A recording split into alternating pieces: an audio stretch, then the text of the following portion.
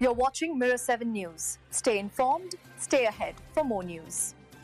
France is heading into yet another political shakeup, and it looks increasingly likely that Prime Minister François Bayrou will be voted out of office. This would make him the latest in a line of leaders who haven't managed to break the country's deep political deadlock. But here's the real question.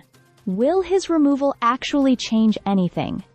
Many analysts, and even some lawmakers, think it won't. Bayrou, who's been in office for just 9 months, shocked everyone by calling a confidence vote on himself. He framed it as a way to jolt Parliament into unity, especially with France's rising debt crisis looming over the country. He warned of chaos and instability if lawmakers didn't support his €44 billion austerity plan. He even went so far as to say young people would be paying for today's comforts for decades if nothing was done about the debt, which has ballooned to 114% of France's economic output. But instead of rallying support, his move is being described as political suicide.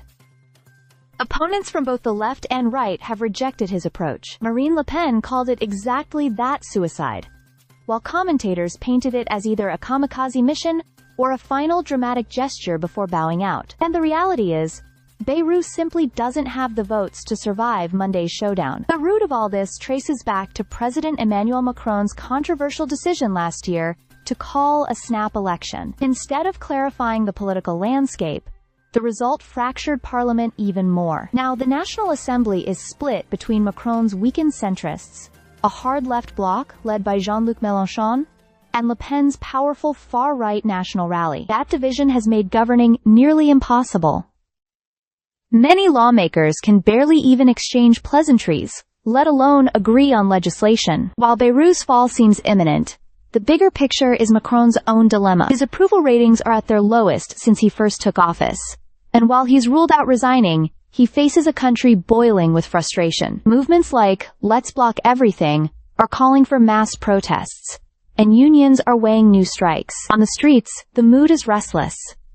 People are angry about high taxes, rising prices, and what they see as politicians' inability to get anything done. Meanwhile, figures like Jordan Bardella, the young protege of Marine Le Pen, are drawing crowds and gaining traction. His message of putting French citizens first and curbing immigration resonates with many disillusioned voters. Whether or not another election is called, the political momentum seems to be drifting toward the far right.